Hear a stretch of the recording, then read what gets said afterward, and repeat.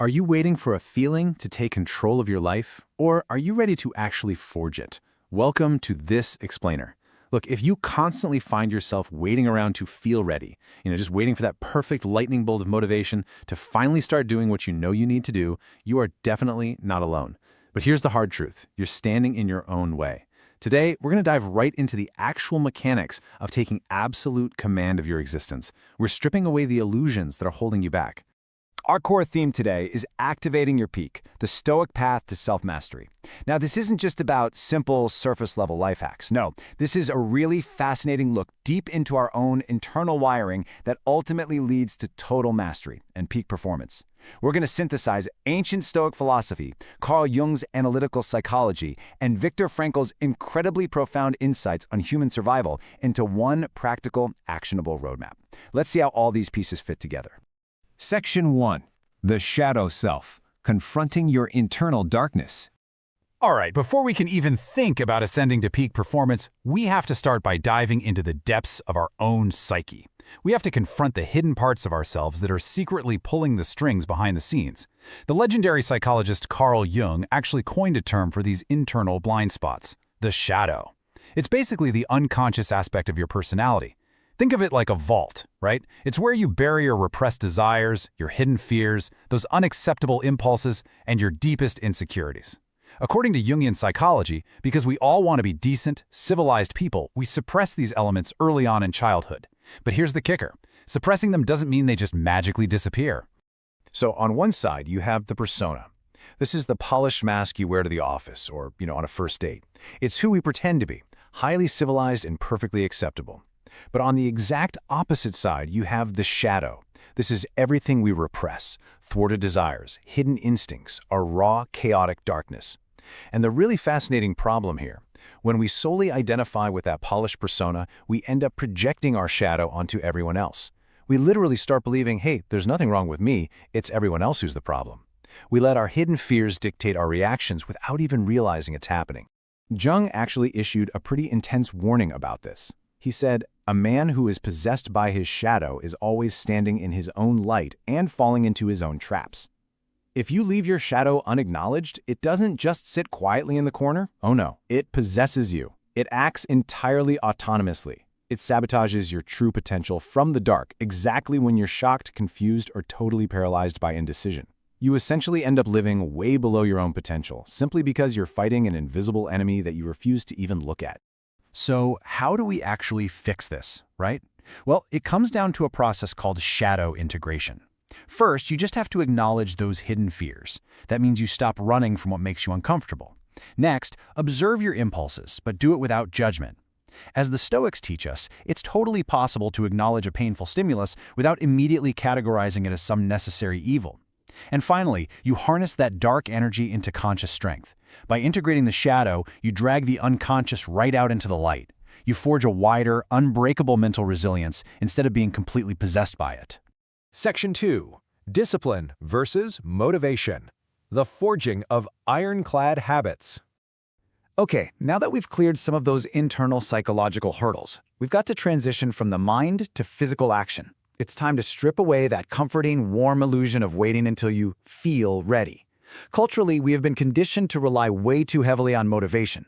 But let's be real, motivation is just an emotion. It's fleeting, it's totally unpredictable, and it basically evaporates the second you're under pressure. It relies on novelty. It disappears the moment things get uncomfortable, which leaves you crushing it one day and completely absent the next. Discipline, on the other hand, discipline is structured. It's stoic. It is a constant, steady baseline that remains utterly unbroken by your shifting moods. Discipline simply does not wait for permission.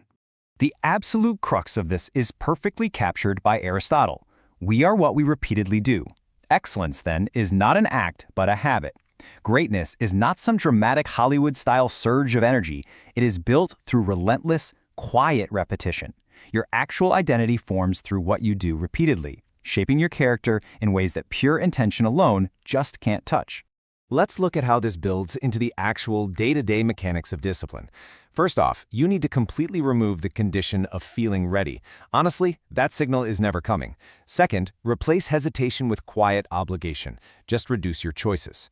Third, create a steady pattern that actively ignores your emotions. Your mind is always going to want the easy way out, and your environment will happily hand you distractions on a silver platter. You must choose structure. And fourth, accept that action precedes alignment. You don't wait to feel motivated. You take action first, and the motivation eventually catches up. You literally sever your actions from your emotions. Section 3. Purpose. The arsenal of meaning. We've got the physical grind established, but now we really need to ascend to higher meaning. Why? Because raw discipline, without a profound purpose behind it, is eventually going to shatter under the heavy pressure of life.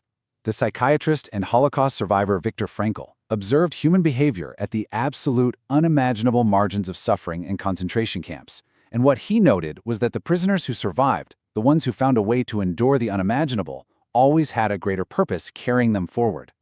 He repeatedly referenced this famous philosophical anchor from Nietzsche: "He who has a why to live for can bear almost any how."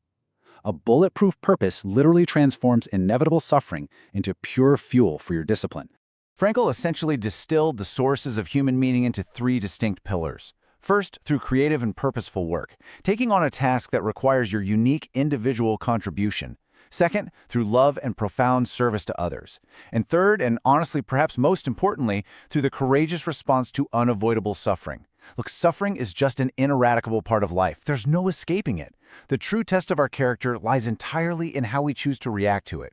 Frankl demands that we completely flip the script on how we view the world.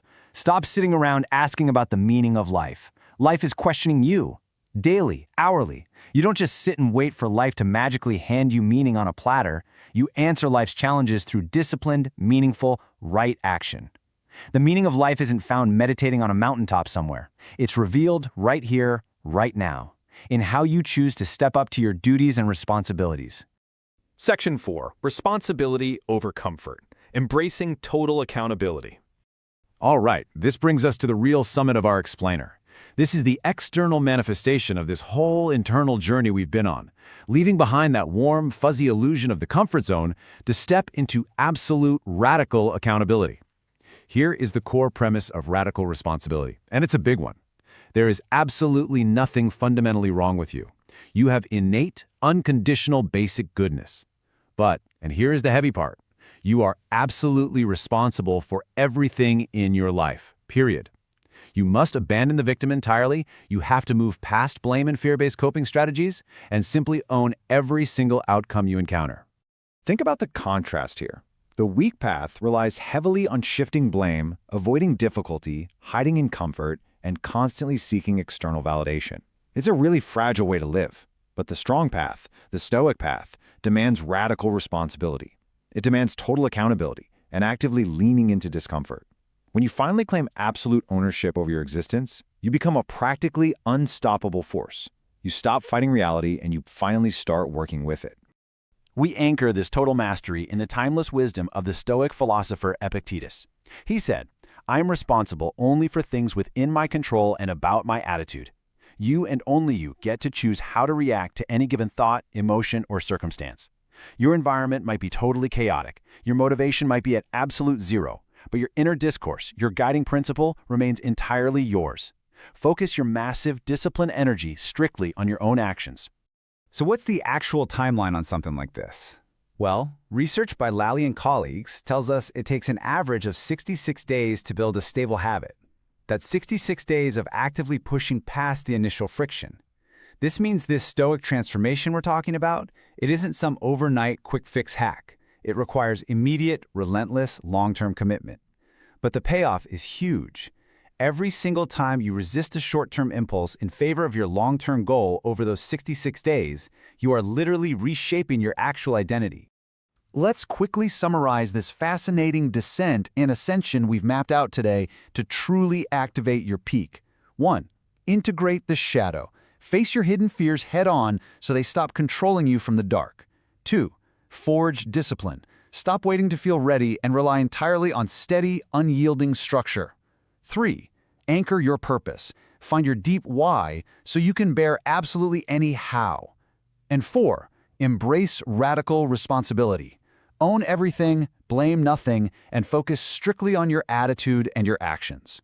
Which leaves us with this final, incredibly heavy reality check. The motivation you probably felt at the very start of this explainer, let's be honest, it has probably already started to fade. That's just human nature. So the ultimate question isn't about how you feel right now, it's about what you will choose to do right now in the dark when the applause is completely silent and absolutely no one is watching. Stop waiting. Step out of your comfort zone, apply the structure, and claim your peak immediately.